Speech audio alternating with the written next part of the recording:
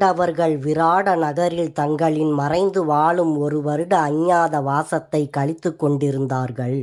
அவர்களை கண்டுபிடிக்கும் நோக்கில் துரியோதனன் விராட நகரத்தை தாக்கி விராட நகர பசுக்களையெல்லாம் கவர்ந்து சென்றான். அப்போது அர்ஜுனன் தனி ஒரு ஆளாக நின்று கௌரவ படைகளையெல்லாம் தோற்கடித்து விராட நகர பசுக்களையெல்லாம் மீட்டான். அதன் பின் 3 நாட்களுக்குப் பிறகு பாண்டவ சகோதரர்களும் திரௌபதியும் நீராடிவிட்டு ராஜ ரீதியில் உடை அணிந்து கொண்டு விராட நகர ராஜசபை மண்டபத்திற்கு போனார்கள். அங்கு விராட அரசனுக்குரிய சிம்மாசனத்தின் மீது ஏறி யுதிஷ்டிரன் அமர்ந்து கொண்டான். மற்ற பாண்டவ சகோதரர்களும் அவரவர்கள் அந்தஸ்துக்கு உரிய ஆசனங்களில் அமர்ந்து கொண்டார்கள்.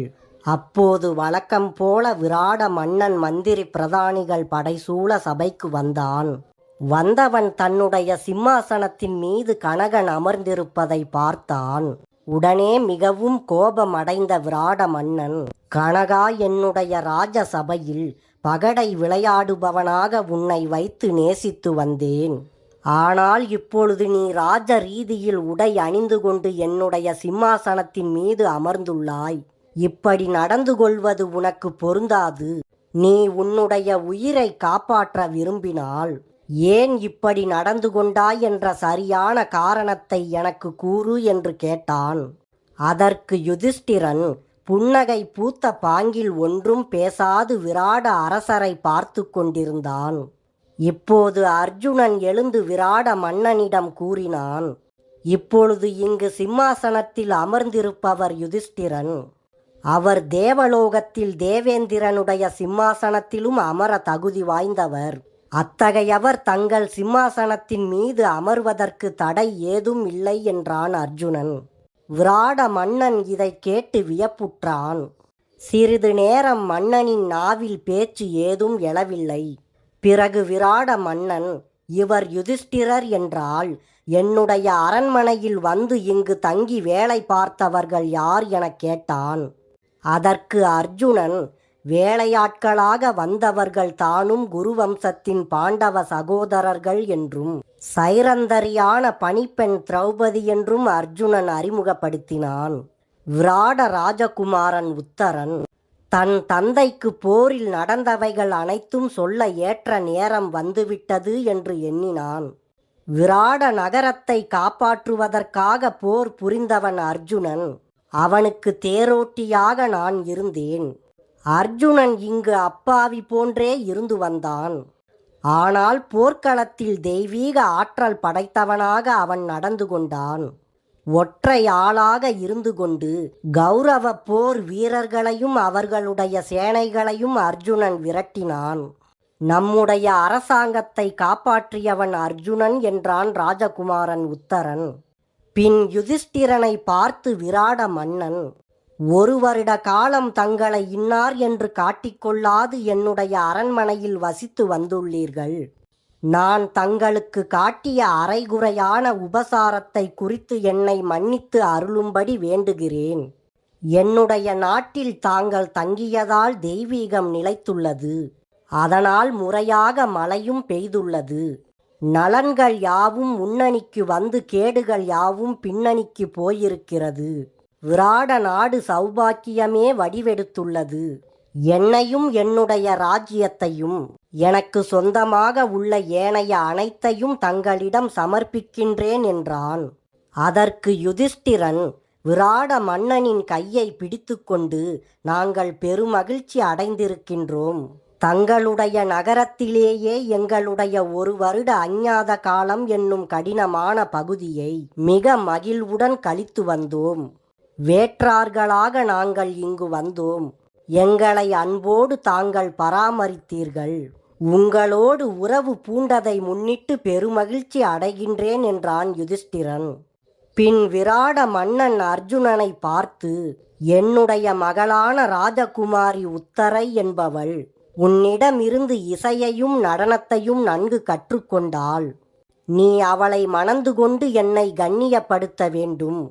இதை தவிர வேறு எந்தவிதமான இணக்கத்தை கொண்டும் நான் திருப்தி அடைய மாட்டேன். நீ என்னுடைய மகளை திருமணம் புரிந்து கொள்ள வேண்டும். அதன் வாயிலாக உறவினர் என்னும் பந்தம் எப்பொழுதும் நம்மிடையே உறுதி பெறுகிறது என்றான். அதற்கு அர்ஜுனன், உத்தரையை எப்பொழுதும் நான் என் மகளாகவே பாவித்து வந்திருக்கின்றேன். அந்த இணக்கம் தெய்வீக இணக்கத்திற்கு நிகரானது. அந்த மனப்பான்மையை நான் இப்பொழுது மாற்ற இயலாது. ஆயினும் அவளை என்னுடைய மருமகளாக நான் ஏற்றுக்கொள்கிறேன். என்னுடைய மகன் அபிமன்யுவுக்கு அவள் மனைவியாவாள். எனது மகனுக்கு திருமணம் செய்வதன் மூலம் உங்களுடைய விருப்பம் நிறைவேறுகிறது. அத்துடன் இந்த குழந்தையோடு நான் வைத்துள்ள குரு என்னும் ஆச்சாரிய இணக்கத்திற்கும் பங்கம் ஏதும் வராது என்றான் அர்ஜுனன். அர்ஜுனன் கூறியது அனைவருக்கும் மன திருப்தியை உண்டு பண்ணியது. விராட மன்னனுக்கும் பாண்டவர்களுக்கும் இடையில் உறவு நன்கு வளர்ந்து வந்தது. அந்த நேரத்தில் துரியோதனனுடைய ஒப்பந்தம் ஒன்றை எடுத்துக்கொண்டு தூதுவன் ஒருவன் வந்தான். அந்த ஒப்பந்தத்தின்படி 13 ஆண்டுகள் பூர்த்தி ஆவதற்கு முன்பே அர்ஜுனனை நாங்கள் பார்த்துவிட்டோம். ஆகையால் நீங்கள் மீண்டும் 12 ஆண்டுகள் வனவாசம் செல்ல வேண்டும். நமக்கிடையில் 13 ஆண்டுகளுக்கு முன்பு அமைத்து கொண்டுள்ள ஒப்பந்தத்திலிருந்து நீங்கள் விலகக்கூடாது. அப்படி நீங்கள் விலகினால் உங்களுக்கு சொந்தமான தர்மத்தை நீங்கள் மீறியவர்கள் ஆவீர்கள் என்றான் தூதுவன். தூதுவன் கூறியதை கேட்ட யுதிஷ்டிரன் வாய்விட்டு கடகடவென சிரித்தான். நம் இருவருக்கும் போற்றத்தக்க பாட்டனாராக பீஷ்மர் இருக்கின்றார்.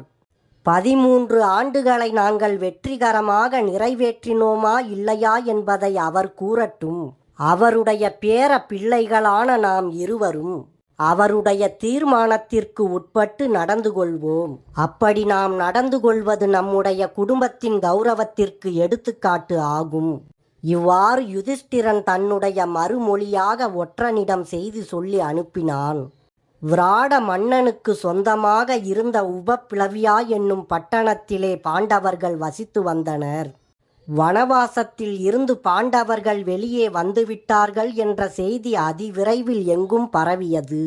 அதை கேள்வியுற்ற அவர்களுடைய நண்பர்களும் அபிமானிகளும் பாண்டவர்களை பார்ப்பதற்கு கும்பல் கும்பலாக வந்தனர். அப்படி வந்தவர்களில் கிருஷ்ணனும் துருபத மன்னனும் முதன்மை வகித்தார்கள்.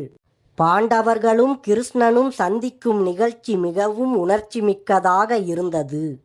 கிருஷ்ணா, உன்னுடைய அனுகிரகத்தால் 13 ஆண்டுகள் நாடு கடத்தப்பட்டவர்களாக இருந்து நாங்கள் திரும்பி வந்திருக்கிறோம். உன்னுடைய எண்ணப்படி நடந்து கொள்ள நாங்கள் இப்போது ஆயத்தமாக இருக்கின்றோம் என்றார்கள். திரௌபதி அழுதபடி ஸ்தம்பித்து நின்று கொண்டிருந்தாள். அவள் கண்ணீரை துடைத்த கிருஷ்ணன், பெண்பால் ஒருத்தியுடைய புனிதத்திற்கு பங்கம் பண்ணுகின்ற பாதகன் தண்டனையிலிருந்து ஒருபோதும் தப்பித்து கொள்ள மாட்டான். நீ பட்டுள்ள மான பங்கத்திற்கு ஈடு செய்வேன் என்று 13 ஆண்டுகளுக்கு முன்பு காம்யக வனத்தில் உனக்கு நான் வாக்கு கொடுத்திருக்கின்றேன். அதிவிரைவில் நீ மகிழ்ச்சி அடையப் போகும் நாள் வரப்போகிறது என்றார் கிருஷ்ணர். பின் சுபத்ரையும் அவளுடைய மகன் அபிமன்யுவும் விராட நகரத்திற்கு வந்து சேர்ந்தார்கள். அபிமன்யு அவனுடைய தந்தை அர்ஜுனனைப் போன்றே ஆற்றல் மிக படைத்தவனாக இருந்தான். சில கூறுகளில் அவன் தந்தைக்கு மிக்கானாக இருப்பான் என்னும் அறிகுறிகள் அவனிடம் தெரிந்தன. வந்தவர்களை விராட நகரத்தின் மகாராணி சுதேசனை மகிழ்வுடன் வரவேற்றாள். மற்ற உறவினர்களும் அதிவிரைவில் கூட்டம் கூட்டமாக அங்கு வந்து சேர்ந்தனர். அவர்கள் எல்லோருடைய முகங்களிலும் மகிழ்வு ததும்பிக் கொண்டிருந்தது.